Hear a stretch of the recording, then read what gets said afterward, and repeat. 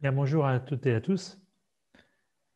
J'avais envie de faire une petite vidéo en ce mois de novembre et pour ce second reconfinement et j'ai envie de dire faire un petit point entre eh bien, le plan du système, le nouvel ordre mondial d'un côté et puis de l'autre mon plan, votre plan peut-être, celui de la transformation de conscience tout simplement. Alors c'est vrai que quand on regarde côté système, c'est clair que les choses s'accélèrent très fortement. Si je suis un petit peu tout ce que je vois sur internet, toutes les annonces qui sont faites aussi dans différents pays, alors bien sûr en France, en ce moment, ça pousse très fort sur les masques, masques obligatoires partout, masques pour les enfants, masques pour les bébés, et puis bien sûr, ça commence à parler de vaccins, dans les médias. Et puis j'ai vu aussi, notamment dans d'autres pays et notamment au Canada, où maintenant c'est clairement affiché le fait qu'il y a des camps de concentration en construction, ou peut-être qui existent déjà d'ailleurs, pour abriter non pas les malades, hein, mais ceux qui justement ont un discours qui n'est pas celui de l'OMS, qui n'est pas celui de la pensée unique. Et puis derrière tout ça, surtout, eh bien, il y a l'effondrement économique, ce qu'ils appellent le grand reset, donc qui va amener en fait à l'exposition totale du nouvel ordre mondial, c'est-à-dire que plus rien ne sera caché. Ce communisme, cette dictature planétaire va apparaître tout simplement au grand jour. Alors, on voit aujourd'hui d'ailleurs d'autres signes comme je crois que c'est la Banque européenne qui a annoncé la création d'un euro numérique, puisque tout ça, bien sûr, ça va être lié avec le fait qu'on puisse plus accéder à nos comptes si on n'est si on n'est pas vacciné ou si on n'a pas de puce, si on n'est pas tatoué. Enfin, vous connaissez certainement la chanson aussi bien que moi. Mais c'est vrai que ça s'accélère. Il est aussi question d'autres virus qui vont arriver l'année prochaine. Bien sûr, de la perte de la propriété, puisque je vous le rappelle, de toute façon, rien ne nous appartient. Tout appartient à la personne morale, à l'entité légale qui est rattachée en fait à mon nom, aux citoyens.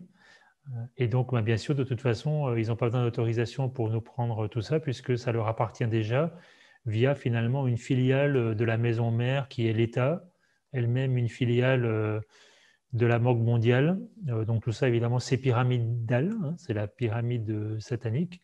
Et nous, on est tout en bas. Alors voilà, ça c'est leur plan. Il continue, il avance. Certains disent qu'on est même déjà d'ailleurs au milieu. C'est vrai qu'on peut sentir aussi une accélération à tous les niveaux. Et tout ça pourquoi? Eh bien tout ça parce que on ne dit pas non. Comme dit David Icke, tant qu'on va acquiescer, tant qu'on va accepter ou qu'on va consentir par omission, ça revient un petit peu au même, eh bien, donc, ils vont pouvoir continuer. Alors que je dis on, je parle bien sûr déjà de moi, dans mon rôle, dans ma vie de tous les jours, et puis bien sûr de tous ceux qui participent au système, particulièrement toutes les forces de l'ordre, militaires, policiers, gendarmes, qui sont les chiens de berger, hein, tout simplement. Parce que sans eux, sans cet instrument de pouvoir pour faire exécuter, eh bien évidemment, il ne se passera rien. Je vous mettrai d'ailleurs un lien sur une vidéo d'une personne, je crois que c'est un ancien militaire qui leur fait un appel justement à toutes ces forces de l'ordre, en leur rappelant qu'ils ont des enfants, que ce sont des êtres humains, et puis d'avoir un petit peu de couilles, un petit peu de courage pour s'exposer, tout simplement dire non. Parce que ce qui est fou, en fait, c'est qu'on ne risque absolument rien. On a juste à dire non, peut-être on va perdre notre travail, peut-être on va perdre nos privilèges, mais il ne va pas se passer grand-chose de plus. Et c'est parce qu'on a peur, hein, c'est parce que j'ai peur, parce que je suis dans cette prison mentale, que j'attends que les autres disent non, que moi je dis un petit peu non, mais je suis un petit peu timide, et donc grâce à ça, leur plan continue. Alors je rappelle que dire non, c'est une action que je vais faire avec une certaine conscience, puisque ce qui se passe actuellement, c'est vraiment une opportunité de me transformer et de faire cette révolution de conscience à l'intérieur de moi. L'idée, justement, c'est pas de revenir en arrière, c'est pas juste de me révolter pour changer de gouvernement, pour aller vers une meilleure démocratie. On a essayé plein de fois, je pense qu'on a bien compris que ça fonctionnait pas. Le pouvoir, il est à l'intérieur de la personne, il n'est pas dans le peuple, il n'est pas dans le système, ça c'est juste le résultat. Le peuple, c'est un ensemble d'individus, mais le pouvoir, il est bien à l'intérieur de moi. Alors pourquoi aujourd'hui je suis confronté à cette situation? Eh bien, c'est parce que depuis des millénaires, je dis oui. Je dis oui à tout ce qu'on me propose par souci de facilité ou de sécurité. Et bien donc, comme je suis créateur, hein, vous savez, on en parle souvent à travers les vidéos de Personocratia. Donc, puisque je suis créateur de ma vie, eh bien, j'ai créé ces conditions insupportables pour enfin reprendre mon pouvoir, pour enfin dire oui à mon âme, oui à l'être que je suis, l'être diésique, comme on dit en Personocratia, c'est-à-dire c'est le Dieu à l'intérieur de moi, non pas Dieu pour dominer les autres, hein, comme le Dieu qu'on connaît, le Dieu extérieur, mais tout simplement l'amour infini, la conscience divine qui est à l'intérieur de chaque être et particulièrement individualisé dans chaque être humain. Donc, c'est ça qui est important, c'est de voir qu'aujourd'hui, eh bien, il est temps d'agir non pas en me rebellant, mais pas seulement, et peut-être même surtout pas en restant de mon côté, en méditant, etc. Non, il ne s'agit pas de ça. Il s'agit de regarder justement comment est-ce que je peux mettre en place ce non, devenir un vrai dissident dans la matière concrètement, sans être dans le rebelle, parce que déjà de toute façon, je vais me prendre des coups de bâton assurés, et puis de toute façon, le rebelle, c'est encore du mouton, c'est-à-dire c'est encore la conscience qui est celle de l'animal qui a peur. Donc comme j'ai peur, j'attaque. Alors, pour vous donner des exemples concrets me concernant, chaque fois que je sors dans la rue en ce moment, il se pose des questions, il y a des contractions peut-être qui viennent quand je pense par exemple à la dérogation. Est-ce que je la remplis ou est-ce que je ne la remplis pas? Le port du masque, est-ce que je le porte? Je ne le porte pas, je le porte sur le nez, je ne le porte pas sur le nez. Je rentre dans certains magasins. Par exemple, il y a un magasin près de chez moi, je sais que peut-être je pourrais ne pas le porter. Mais j'ai encore un petit peu peur. Alors, je suis un peu hésitant. J'ai peur du regard des autres. La même chose par rapport aux autorités. Alors, en ce moment, depuis le 12e confinement, d'ailleurs, je ne remplis plus du tout, remplis plus du tout de dérogations. Mais chaque fois que je sors dans la rue, je pense à ce qui va se passer. Qu'est-ce qui va se passer si je me fais contrôler, si je me fais arrêter? Et ce qui m'intéresse justement, c'est de m'entraîner et puis de voir comment je vais regarder l'autre. Parce qu'évidemment, convaincre, ça ne sert à rien, et puis c'est encore essayer d'imposer ma domination. Attaquer non plus. Alors je me rappelle que toutes ces forces de l'ordre, elles sont comme beaucoup de professions qui collaborent, hein, par exemple comme les médecins, elles sont pour beaucoup dans une situation insupportable. Parce que beaucoup savent ce qui se passe, ou au moins le sentent qu'il y a quelque chose qui ne va pas. Par exemple, pour un policier, en tout cas j'en connais certains, ou des gendarmes, ils n'ont pas forcément fait le choix de ce métier pour esclavager ou pour surveiller les autres, mais peut-être tout simplement parce qu'ils avaient envie d'aider et de protéger la population. Alors, même si effectivement cette notion de protection, c'est une conscience qui est une conscience encore du côté bien sûr animal, mais en tout cas c'était cette intention. Et aujourd'hui, ils se retrouvent à jouer un rôle, à être simplement le suppôt de Satan, à être les instruments de cette dictature. Alors vous imaginez bien que ça ne doit pas être facile pour eux, pour beaucoup. J'en ai vu un au marché, là, il y a pas longtemps, un policier municipal. Il est tout gentil, puis il fait de son mieux pour aider. Il propose même aux commerçants de mettre du gel dans les sacs qu'ils proposent aux gens pour mettre leurs légumes, pour bien les nettoyer après chaque personne, etc. Mais vraiment très gentil, il a vraiment une bonne intention. Donc ça, c'est… Bon, évidemment, la peur est complètement cachée, en tout cas chez ce genre de personnes, mais en apparence. Parce qu'on voit aussi de plus en plus en ce moment des personnes, on a l'impression que c'est quelqu'un qui a un bouton blanc, qui est complètement endormi, puis tout d'un coup, il se réveille. Oui, parce qu'à l'intérieur, ça bouillonne. Et puis, soit j'explose, je tombe malade, ou il va se passer quelque chose de relativement violent, ou simplement je lâche. Et puis tout d'un coup, je reviens à la réalité, je me réveille. Et puis je vois que finalement, tout ça, ça n'a plus de sens.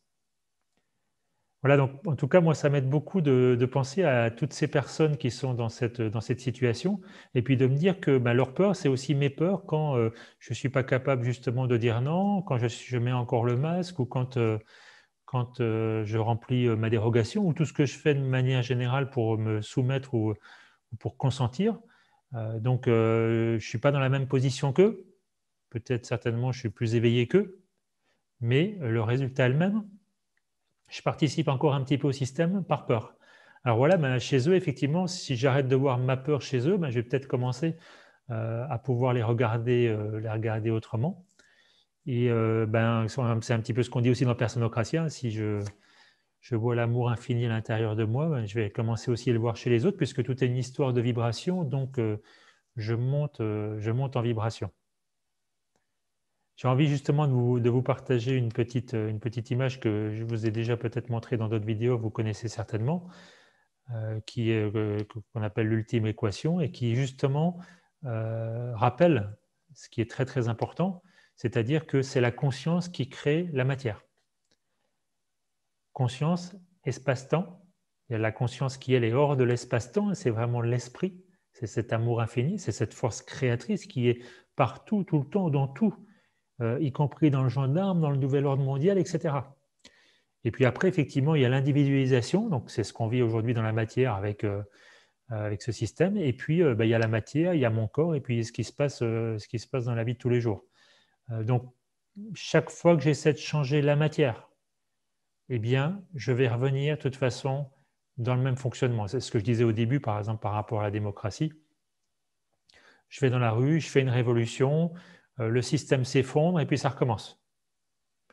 Je vais reprendre des assurances pour me protéger, je vais chercher un ennemi quand j'ai un accident, etc., etc. Alors moi, j'ai plus envie de ça. Et puis, je pense que ça fait des années, des millénaires qu'on se prépare pour justement ce grand changement. Et ce grand changement, vers où on va, ben, c'est vers la partie du bas, hein. C'est la partie où justement, il n'y a plus cette séparation. Et ça veut dire que la conscience manifeste la matière naturellement, sans passer par tous ces filtres de l'ego, par toutes ces peurs et surtout par cette prison mentale. Ça, c'est très, très important de bien se rappeler que oui, le mental, c'est cette cage, c'est cette prison que je me suis créée. Et donc, tant que j'ai cette prison, tant que j'y crois, tant que j'y donne de l'importance, de toute façon, je vais continuer à me créer un monde d'illusions qui est basé sur la souffrance, qui est basé sur, vous savez, le triangle de l'enfer, la recherche de l'ennemi, etc., que ce soit dans ma vie personnelle ou que ce soit au niveau du système. Alors oui, c'est important donc d'agir, mais d'agir justement avec cette intention de transformer ma conscience. Bien, comment je fais ça? Bien, comme vous le savez, en redonnant le pouvoir à l'intérieur de moi, le pouvoir à l'esprit, le pouvoir à mon âme.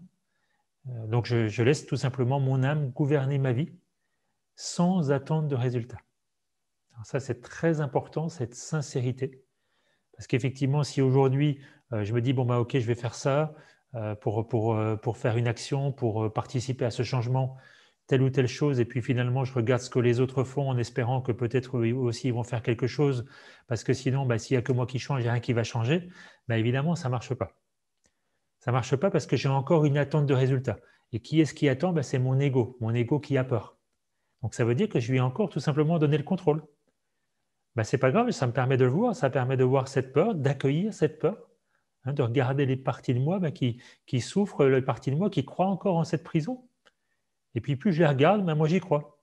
Alors je recommence, je laisse à nouveau mon âme guider ma vie et m'emmener vers les choix qui sont importants, vers les actions importantes justement, pour reprendre mon pouvoir, pour dire non merci à l'extérieur et oui à qui je suis.